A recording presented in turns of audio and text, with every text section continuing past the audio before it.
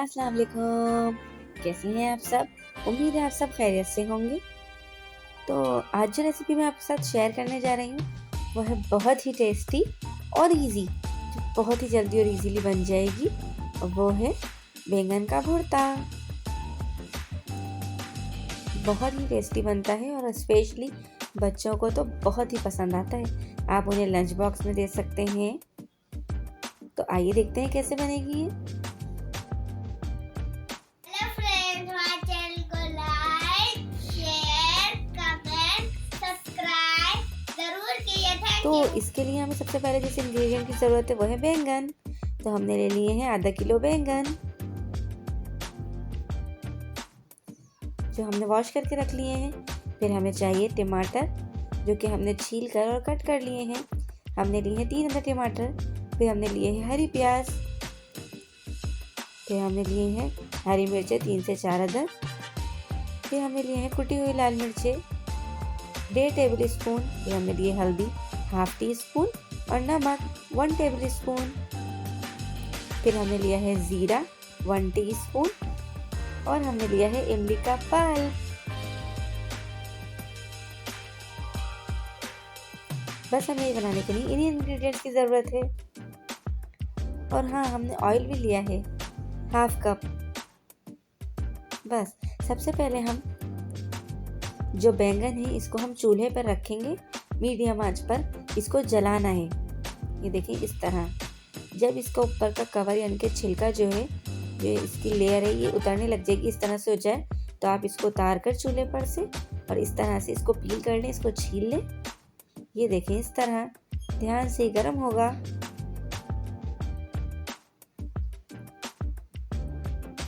जब इसको छील लें तो फिर इसको मैश कर लें, इस तरह से इसका भुर्ता बना लें। इसी तरह करके तमाम बैंगनों को आपको मीडियम फ्लेम पर रख के उसको पकाना है, उसके छिलके को जलाना है। फिर सबसे पहले पैन में ऑयल गरम करेंगे। जब ऑयल गरम हो जाएगा तो उसमें हम ज़ीरा ऐड कर देंगे।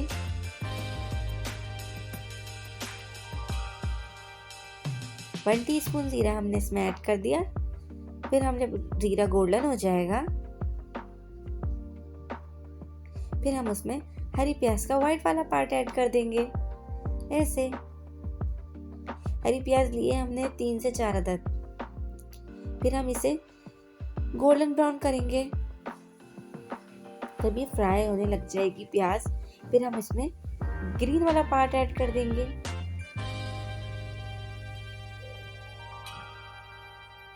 इस तरीके से इसे भी हम फ्राई करेंगे।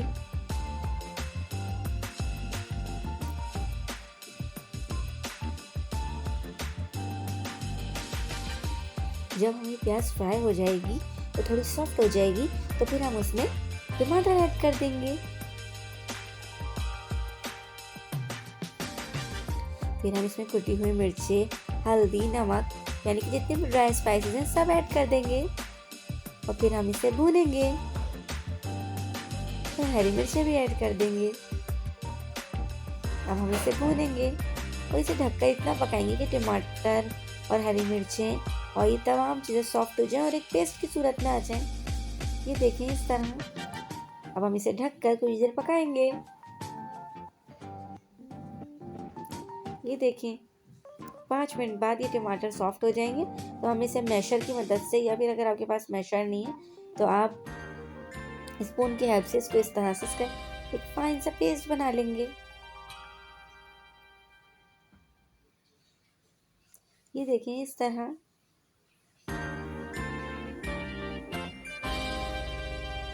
अब हम इसमें जो हमने बैंगनों का भुर्ता बना के रखा था, यानी कि उसको मैश करके रखा था, वो ऐड कर देंगे। ऐसे इसे अच्छी तरह मिक्स करेंगे और भूनेंगे। जब ये भून जाएगा तो फिर हम इसमें इमली का जो हमने पल्प यानी कि इमली का जो गूदा निकाल के रखा था वो ऐड कर देंगे। इसे अच्छी तरह से मिक्स कर देंगे और इसे इतना पकाएंगे कि इसमें जो थोड़ा बहुत पानी है वो ड्राई हो जाए और जो ऑयल है वो सेपरेट हो जाए, यानी कि ये भुन जाए। ये देखें इस तरह।